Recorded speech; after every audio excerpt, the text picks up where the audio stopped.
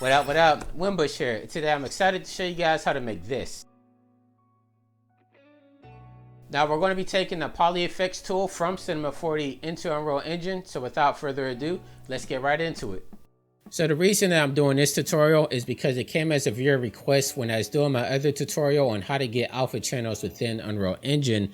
I was using this as a demonstration on how I built this out for Grant Boxing. And so let me actually play this through.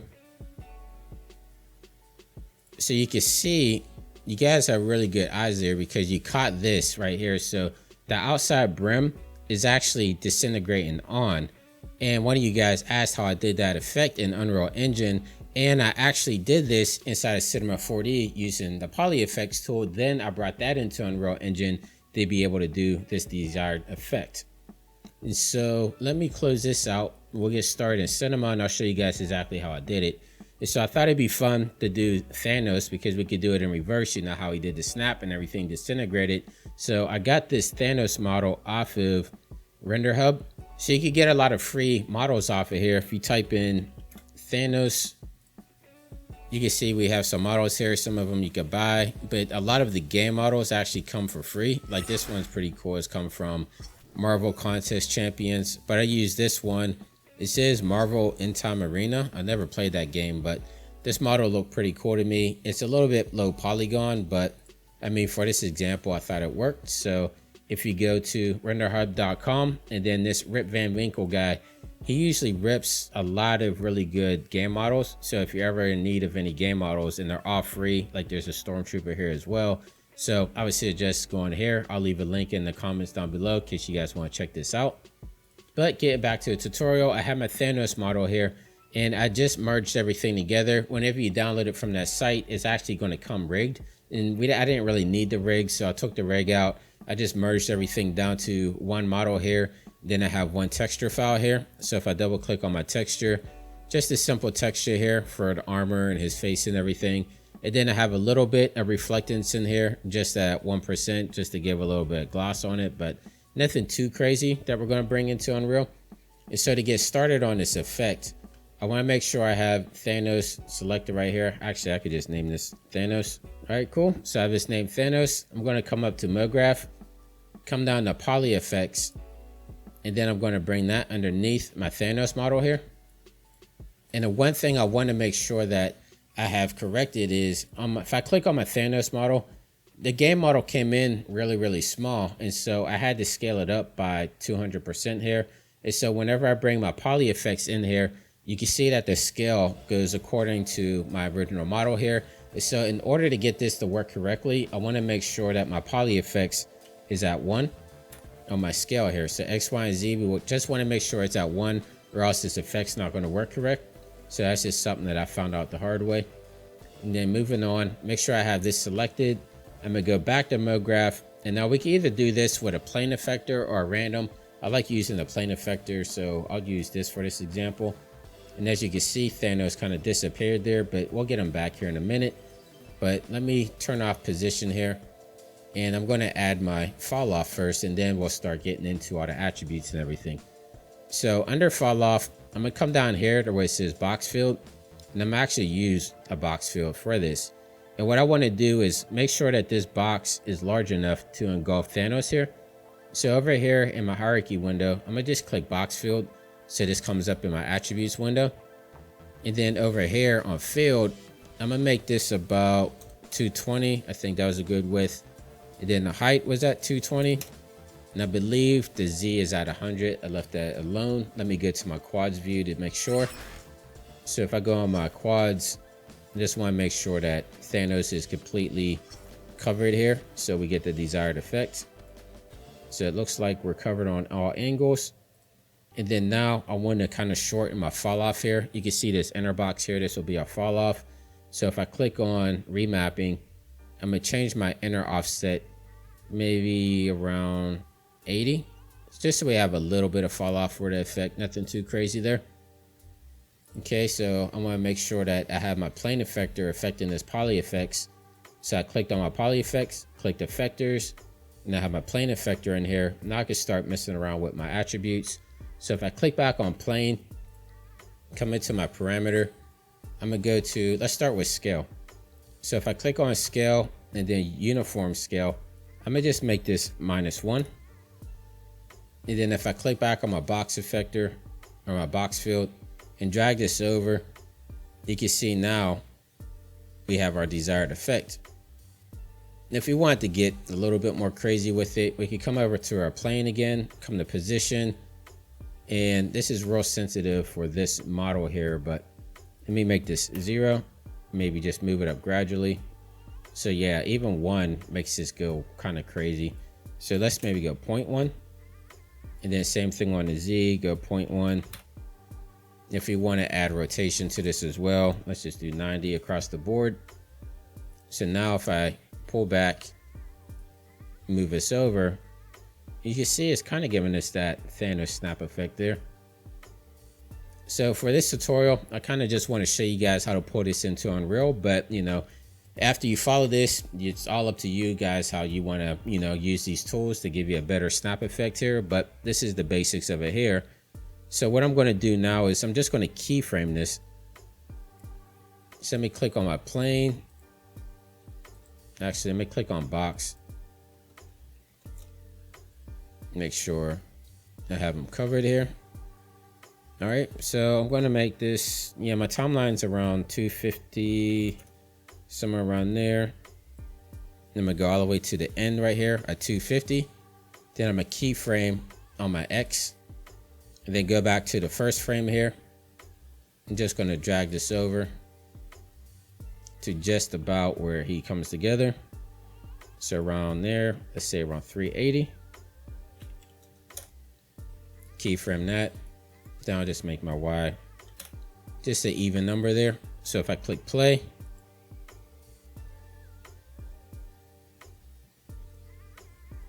you can see we're starting to get that effect. Is going kind of slow, I guess, because it ramped up into it, but that should be fine for this. Once we get into Unreal, it'll probably move a lot faster. So I think we're cool with that. All right, so I'm just going to hit Control S, just save my project out from here, and then from here we're going to go into 2 steps to bring it into Unreal. So I'm going to save it for Cineware so that I have my textures and everything come over to Unreal. And then we're going to have to export out in the Limbic file. That's the only way that I was able to get PolyFX to come into Unreal Engine. But you know, this is all beta still, so who knows what the future holds. Maybe this will be more of a streamlined workflow in the future. But for now, this is what we have to work with. So I'm gonna go up to File, come down to Save Project for Cineware. And then right here, I'm just gonna name this Thanos _ UE4, just so I know that this is my file for Unreal Engine. Click Save and let this save out, and then we're going to save out our Limbic file. So it looks like our file saved out. So now I want to save this for our Limbic file. So I'm just going to select my Thanos here, come up to File, Export Limbic.abc, and then I'm just going to leave my settings here the way that I have it. Yours might not be the same, so I'll leave this up here for a second so you guys can see it. I don't think we need particles geometry, but it worked when I did it, so I'm just going to leave that there for now. And then I want to make sure that my end frame is all the way up to 250. And I say this in every tutorial just to drive this home. For a start frame, we always want to start at frame number 1. We don't want to start at frame 0, just because I was having issues whenever I had it start at frame 0. It didn't import correctly inside of Unreal Engine. So I'm going to click OK. And then I'm gonna just leave this Thanos 2 because it's gonna be an ABC file for a Limbic. So click Save. And while I'm letting this export, I'm just gonna open up Unreal Engine. So while I'm letting that Limbic export out, I'm just gonna get my Unreal Engine file set up here. So I'm gonna click on Film, Television, and Live Events. Click Next. I'm gonna do a blank slate. And then I'll do it with ray tracing. Doesn't really matter for this project, but leave content off. Then I'm just gonna name this one Thanos. Maybe Thanos _ snap, then click create project. All right, so I got Unreal Engine open here. I'm just going to delete this player start. I could delete this floor plane, and then I need to make sure that I enable Datasmith. So I'm gonna come up to plugins, or go to settings, come down to plugins, then type in C4D, click enable. and then I'm going to click yes, click restart, save selected. Then it's just going to restart Unreal Engine. It shouldn't take that long. Now we have our Datasmith button up here. I'm going to click on this. Then I'm just going to find where I saved out that UE4 project first. So where was it at? Recordings, PolyFX, Thanos, then Thanos UE4. I'm just going to click OK here. I'm going to import everything, leave everything checkmarked. And now you can see we have our Thanos model here. It's looking kind of crazy, but that's okay because we don't need this model. The only reason I wanted to do it this way was so that I got these folders down here with the materials. So if I double click, you can see I have my material here for Thanos. And this is just an easy way of importing it. It already comes with our hierarchy already set up for us. And so this is still kind of shiny here. So let me come down to roughness, no, specular. Turn this down a little bit. Maybe I could turn up the roughness, something like that, but we should be fine there. Then I'm going to click on my light source, just make it movable so everything's dynamic. All right, and then I think we have our Alembic file exported. Yeah, so we don't need this opened anymore. And get back into Unreal. All right, so I'm going to go to the top of my content folder here, and then I'm going to click on import. And then I'm going to import the Thanos2.abc, that file that I made from Cinema. And you can see it's like 1.5 gigs almost. So these Alembic files get pretty big. Let me click open. And then for the Alembic cache importer, I'm going to make sure that this is Thanos and has a start frame of 1, end frame of 250. If it comes up, if your Alembic file comes up and it doesn't have this here, that means that you didn't export it correctly. So you have to export it again from Cinema. But if you have this here, that means you're on a good point. So under Alembic import type, go to geometry cache experimental, and this will give us a frame count here. And so for here, we want to make sure that it starts at frame start 0. We don't want to hit 1. That's just one of those things that I figured out that it works. So if you know, if it's not broke, don't fix it. So we leave everything else the same, except for down here under conversion, preset. Make sure we go to Autodesk 3D Max. That seems to be the best conversion coming from Cinema 4D. I'm gonna click import and wait for this to import. And then once we get it imported, we'll be able to texture it up, and then we'll hit play and we should be able to see it running in real time. Well, all right, looks like we have our Alembic file down here now. We could drag Thanos into here. Let's zero him out. So over here in our world outliner, I'm gonna click on my Thanos here. And then come down to transform, just zero him out. And then over here where we have our other Thanos underscore UE4, I could actually just either, I could turn it off or delete it. We don't need it anymore. So if I click on Thanos 2, I'm gonna come in my folder and look for that material. I'm gonna just click and drag it over here in materials. And now we have our Thanos material on them. Then if I click G on my keyboard, I can actually get rid of that over here. Click on the down arrow, and this is game view. So if you have game view on, or I think it's game view off, it has all the different decals and everything in here. If you click it like that, then it makes your stage clean. So I can actually, let's move the light around a little bit so we can see his face better. Somewhere around there. Cool. So I won't mess around with the effects too much. The important thing is being able to get this Alembic file to play. So what I want to do now, let me actually bring in a camera first. So I'm gonna come over here, just type in camera. Just drag a camera in here. Then I'm gonna go to perspective, do camera actor. And then let me select Thanos. I'm just gonna line this up. Because whenever we make our sequencer, we're gonna need to bring our camera in there. That's if you want to render it, and I'll show you how to render it as well. So it should be a good position here. Let me click on my camera here. I'm just going to zero out my rotation here. -90. There we go. So get him all framed up in here. Something like that, maybe. All right, so I'm not going to fool around. Let's get into it. So come up to cinematics. Come down to add level sequence. Then I'm just going to click save. You can name it to anything you want. Actually, I could just name this Thanos sequence. Click save. So now we have our sequencer down here. And if this didn't pop up for you, just come up to, I believe, window, and then you should see the sequencer in here. Cinematic sequencer right there. So I always keep it down here next to my content browser because it gives us the most room for our timeline down here. So now what I want to do is first let me click and drag my camera and just drag this down into here. Another way of doing it would be to click on this gray button here, it says track, and then come down to actor sequencer, and then you can add your camera that way. But now we have the ability to just click and drag, so I just do it that way. And then it automatically makes the camera cuts as well. If you don't have camera cuts in here, it's not going to render out whenever you go to hit render. So if you have a render and the scene is like blank, that's because you don't have a camera cuts track in here. But then let me get my Limbic file, click and drag this down here, and let me click play. And you can see nothing's happening. And that's because we have to enable the geometry cache. In order to do that, let me go back to 0 here on my timeline.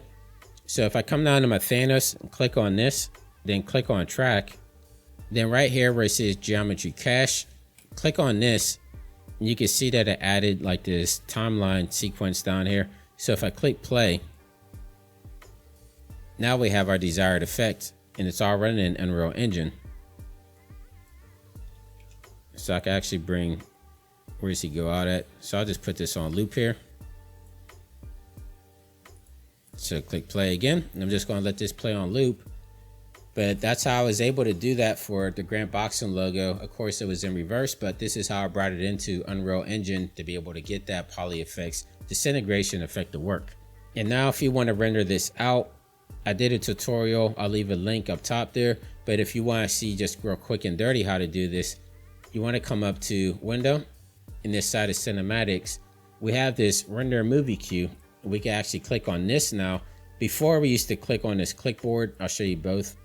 And this was the old school way of doing it, but they're working on this right now. This is still beta as well, but it's a little bit more robust and easier to work with here. So if I click on render, I'm just going to find my Thanos sequence. This is the one that I made here.